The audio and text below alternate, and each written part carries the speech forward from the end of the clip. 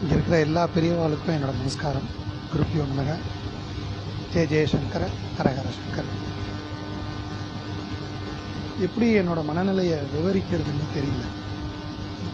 ஓவர்வெல்மிங்னு சொல்லுவாங்க. இது எங்கேயோ ஒரு புண்ணியம் பண்ணாமல் எனக்கு இந்த பாக்கியம் கிடைக்காது. இந்த விழாமேடையை நான் கொடுத்துருக்கேன் அப்படின்னு சொன்னேன். நான் கொடுக்கல, பெரியவா இந்த அனுகிரகத்தை எனக்கு பண்ணியிருக்கேன். அது கூட அவர் எனக்கு பண்ணினார்னு நான் சொல்ல மாட்டேன். இந்த இடத்தோட பில்டிங் ஓனர் இருக்கார் இல்லையா, ஸ்ரீ பிரகாஷ், கிரீன் மந்த்ரா ஆர்கானிக் ஸ்டோரோட, அவர் பெரியவரோட பெரிய பக்தர். அதாவது நமக்கு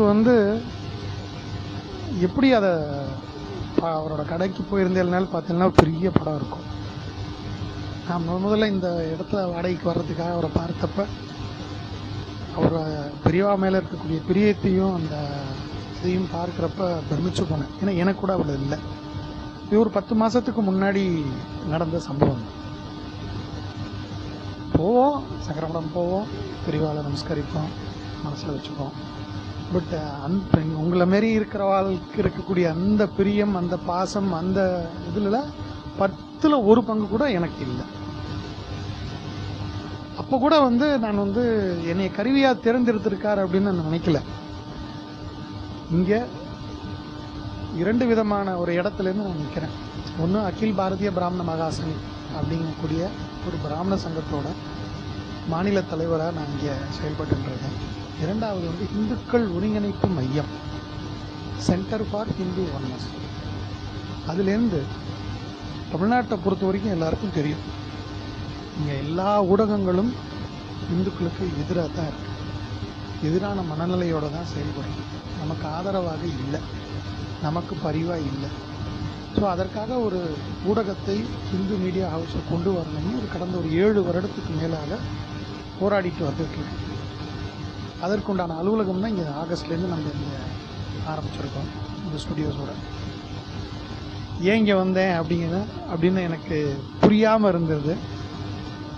இல்லை நீ வந்தது காரண காரியத்தோடு தான் வந்திருக்க அப்படிங்கிறது இந்த நிகழ்ச்சியை பெரியவா எனக்கு கொடுத்ததன் மூலமாக என்னோட பயணம் கண்டிப்பாக முழுமை பெறும். அது நிஜம் ஆகும், நிழல் இல்லை, அந்த சேனல் வரும். அதற்கு பெரியவாளோட ஆசீர்வாதம் உங்கள் எல்லா பெரியவா மூலியமாகவும் இங்கே கூடினதில் எனக்கு கிடச்சிருக்குன்னு நான் நம்புகிறேன். அதற்கு தான் அவரும் எனக்கு இந்த இடத்த, ஏன்னா இந்த இடத்த இப்படிப்பட்ட பர்பஸ்க்கு தரணும்னு ஒரு ஓனருக்கு வரணும் இல்லையா. ஸோ இது எல்லாமே தெய்வ சங்கல்பம், பெரியவாளோட இது. இளநகர் காஞ்சிநாதன் அவர்களை பற்றி சொல்லணும்னா எனக்கு குறைந்த காலம்தான் தெரியும். ஆனால் அவர் இங்கே முன்னுரையில் எழுதியிருக்கார் தன்னோட படும்பாடு அதை பற்றி. அதுக்கு ஒவ்வொருத்தரும் சமூகத்துக்காகவோ அல்லது தனது இனத்துக்காகவோ அல்லது தன்னோட லட்சியத்துக்காகவோ தன்னை அர்ப்பணிக்கும் பொழுது அது அந்த வாழ்க்கை ரோஜா மலர் படுக்கை கண்டிப்பாக கிடையாது. அது தன்னை சுற்றி இருக்கிற சமூகத்தாலையும் சரி, தன்னோட மக்களாலையும் சரி சரியாக புரிந்து கொள்ளப்படாது, சரியான ஆதரவு இருக்காது. ஆனால் அந்த லட்சிய வேட்கை சுயத்தால் வர்றதா இல்லைன்னா நம்மளோட பூர்வ புண்ணிய கர்மானால் நமக்கு அருளப்பட்டதான்னு தெரியல. அதை தொடர்ந்து செய்கிறோம். அதை தொடர்ந்து செஞ்சிட்ருக்கிற எனக்கு இப்போ ஒரு பெரிய வழிகள் இருக்கிறப்ப எனக்கு 20 வயது மூத்தவரான திரு இளையநகர் காஞ்சிநாதன் அவர்கள் இந்த முன்னுரையில் சொல்கிறார், நான் படுறேன், ஆனாலும் தொடர்ந்து நான் இந்த சமூகத்தோடு பயணிக்கிறேன்னு சொல்கிறப்ப எனக்கு அது ஒரு பெரிய, நேற்று படிக்கிறப்ப எனக்கு ஒரு பெரிய ஒரு வைட்டமின், மேடம் மருத்துவர் இருக்கிறதுனால ஒரு வைட்டமின் டானிக்காக எனக்கு கிடச்சிது. அதுக்கு மிக்க நன்றி காஞ்சிநாதன். ஏன்னா நிமித்தம்னா சார் கிரகங்களை தொற்றுருக்கார் இந்த வெண்பால. மேடமும் அவருக்கு தெரியுமா தெரியாதோ அப்படின்னு ஒரு வார்த்தையை சொல்லியிருக்காங்க. நானும் கொஞ்சம் தெரிஞ்சதுனால இப்போ அதை தொட்டியே ஆக வேண்டிய ஒரு காலகட்டம். எது நடக்கிறதோ அது நன்றாகவே நடக்கிறது. இது கீதையோட சாராம்சம். எது நடக்குமோ அது நன்றாக நடக்கும் அப்படிங்கிறதும் அது ஒரு தெய்வ வாக்கு. இது நடக்கணும்னு தீர்மானிக்கப்பட்டு இது நடக்கின்ற பெரிய விஷயம் நடக்க போறதுக்கு ஒரு அடித்தளம். அதை நம்மலாம் இங்கே கூடியிருக்கோம். அப்போ இதில் நம்மலாம் எல்லாரும் சொல்லிட்டு இருக்கோம் இல்லையா, எனக்கு ஏன் இந்த கஷ்டம், நான் நல்லா தானே நான் இருக்கேன், நான் நல்லது தானே செய்கிறேன், நான் நல்லவனாக தானே இருக்கேன், கோவிலுக்கு போகிறேன். ஆனால் எனக்கு நல்லது வர்றப்ப, நம்மளோட வாழ்க்கை சுகமாக இருக்கிறப்ப நம்ம எதுவும் பெருசாக யோசிக்கிறது இல்லை. ஆனால் கஷ்டம் வர்றப்போ மட்டும்தான் நம்ம அந்த கொஸ்டின் பண்ணுறோம், அதுக்கு உண்டான ரெமிடியை தேடுறோம். அப்போ தான் கோவிலுக்கு போகிறோம், அப்போ தான் அஸ்ட்ராலஜிக்கு போகிறோம். ஆனால் எல்லாமே தீர்மானிக்கப்படும். பிராரப்த கர்மா, சஞ்சித கர்மா, ஆகாமியக்கம்மாவோட தொடர்ச்சி தான் நம்ம உட்காந்து எப்படி வாழணும், எப்படியெல்லாம் பாடுபடணும், எப்படி நம்மளோட வாழ்க்கையை பண்ணணுங்கிறது தீர்மானிக்கப்பட்டது. அதில் எப்படி நான் இங்கே ரிலேட் பண்ணுறேன் அப்படின்னா, நம்ம எல்லாருக்கும் இன்னைக்கு பேர் வச்சுருக்கோம் இல்லையா, நமக்கெல்லாம் யார் பேர் வச்சா? அம்மா அப்பா தானே வச்சு இல்லையா? நம்மளா வச்சுன்றது வேணா புதுசாக புனை பெயர்கள் இருக்கலாம், நம்ம வைக்கல, நம்ம அப்பா வைக்கல, கிரகங்கள் தான் பேர் வைக்கல. இந்த பெயரோட எப்படி இந்த அப்பா அம்மாவுக்கு இந்த நேரத்தில், இந்த லக்னத்தில், இந்த நட்சத்திரத்தில், இந்த பாதத்தில், இந்த தசாபுக்திகள் இருக்க இந்த ஜனனம் எடுக்கணும்னு விதிக்கப்பட்டிருக்கோ, அந்த மாதிரி நம்ம பேரும் விதிக்கப்பட்டு அது அஸ்ட்ராலஜியில் கிரகங்கள் அழகாக காமிச்சு கொடுக்கும். என்னோட குரு திரு நெல்லை வசந்தன் ஜோதிட சித்தர் அவர் அடிக்கடி சொல்லுவார், எல்லாத்துக்கும் கிரகங்கள் தான் காரணம். இன்னைக்கு இந்த நிகழ்ச்சி இங்கே நடக்கிறதுக்கு இன்னைக்கு இருக்கக்கூடிய கோச்சார் எடுத்து பார்த்தா கண்டிப்பாக தெரியும் இதோட அமைப்புகள் இருக்கும். இங்கே இருக்கிறவா எல்லாரோட பேரும் அதில் இருக்கும். ஸோ அதை தொடர்றதுக்கு நான் இந்த புக்கில் சொல்கிறேன். பெரியவாளோட ஜாதகம் இருக்குது, பெரிய பாக்கியம். நம்ம எல்லாரும் ராமர் ஜாதகம் வச்சுருப்போம், ஹனுமன் ஜாதகம் வச்சுருப்போம். இந்த பெரியவா ஜாதகம் இருக்குது. இது ஒரு பெரிய பொக்கிஷன், வெண்பாவை தாண்டின ஒரு பொக்கிஷன். இப்போ இதில் பார்த்தேன்னா அவரோட பெயர் இதில் இருக்கும். அவரோட பெயர் இயற்பெயர் என்ன? சுவாமிநாதன். நாதன்னா என்ன? தலைவன். சுவாமி அப்படிங்கிறது கிரகங்களில் எந்த கிரகத்துக்கு நம்ம சொல்லுவோம் அப்படின்னா குரு சொல்லுவோம். ஒரு ரிஷபத்தில் குருவும் சூரியனும் சேர்ந்து இருக்காரா? இருக்கா? இயற்பெயர் சுவாமிநாதன் வந்துருச்சா? சரி. அவருக்கு 4ஆம் இடத்துல விருச்சிகத்தில் சந்திரன் இல்லையா? அந்த சந்திரன் ரிஷபத்தை பார்க்கிறார் தன்னோட 7ஆம் பார்வையா. குருக்கு ஒரு பேர் வரும், சேகரன். சந்திரசேகரன் வந்துட்டா.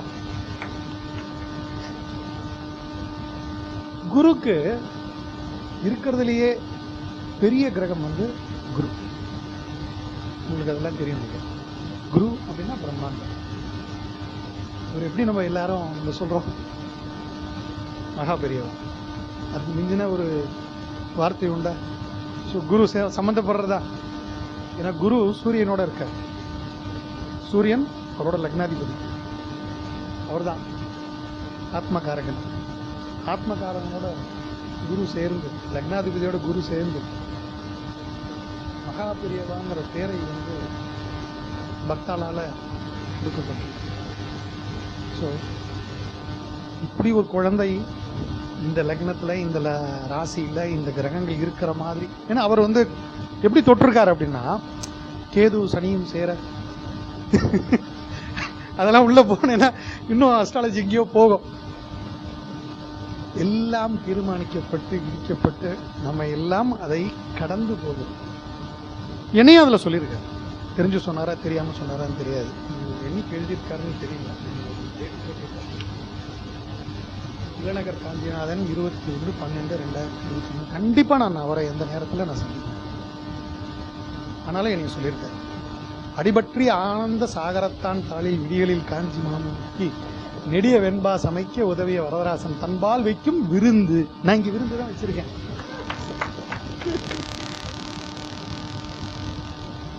என்ன அற்புதம், என்ன பரவசம் கிடைக்கிறது. அவர் தீர்மானம் பண்ணிட்டார். சாகரத்தான் விருந்து வைக்க போகிறோம். ரொம்ப ரொம்ப ரொம்ப மகிழ்ச்சியான தன்மை. எனக்கு எனக்கு எப்படி இதை வந்து சொல்கிறதுன்னு தெரியல. இதுக்கு வந்து நம்மாத்து பெரியவா சேனலோட ஜெகநாதன், அதுவும் பாருங்க, அதாவது பெயரெல்லாம் பார்த்தோம்னா ஒரு சாதாரண, அவர் ஜெகத்குரு இல்லை இல்லையா? தேர்ந்தெடுக்கிறது விதி இந்த பிரபஞ்சம். இப்போ இன்னொரு தானும் வந்திருக்காரு இங்கே, மாயவரத்தான், மயூரத்தான், மயூரநாதன். இங்கே அடுத்த தெருவில் தான் இருக்கார். பெரியவா மேலே அவ்வளவு பிரேமை அவருக்கு தெரியல. உங்கள் எல்லாருக்கும் எப்படி நன்றி கடப்படுறேன்னு தெரியல, கடப்போறேன்னு தெரியல. உங்களோட நேரத்தை இங்கே இளநகர் காஞ்சிநாதனுக்காக நீங்கள் வரல, மகா பெரியவாளுக்காக வரல, எனக்கு வந்து ஒரு பெரிய பலம் சேர்க்கறதுக்காக வந்துருக்கேன்னு நம்புகிறேன். ரொம்ப நன்றி. எல்லாருக்கும் வாய்ப்பு கொடுத்த எல்லாருக்கும் நன்றி. முதல்ல நம்மாத்து பெரியவா சேனல் ஜெகநாதன் இந்த சேனலை கண்டிப்பாக உலகத்தில் இருக்கக்கூடிய ஒவ்வொரு பெரியவா டிவோட்டி எல்லார்ட்டையும் அது போய் சேரும். அதுக்கு உறுதுணையாக இருக்கக்கூடிய சரவணன் சார், உண்மையிலே வந்து இந்த மீடியாவில் இருக்கிறவங்க தன் வேலை தான் ஒன்றுன்னு இருப்பாங்க. ஏன்னா ஒவ்வொரு நிமிடமும் வந்து எவ்வளோ சிரமப்படுறோம், வருமானத்துக்கும் சரி விளம்பரத்துக்கும் தெரிஞ்சது, தன்னோட நேரத்தையும் தன்னோட பத்திரிகையையும் அவர் இந்த மாதிரி நல்ல விஷயங்களுக்கு செய்கிறார். அது தன்னை போல் பிறரையும் நினை அப்படிங்கிற ஒரு எண்ணம் இருந்தால் மட்டும்தான் இந்த மாதிரி விஷயங்களில் வந்து கொஞ்ச நாள் செய்ய முடியும். ரொம்ப சந்தோஷமாக இருக்குது. எல்லாரும் இது கோடானு கோடி பேர் இருக்கக்கூடிய ஒரு சபையாக தான்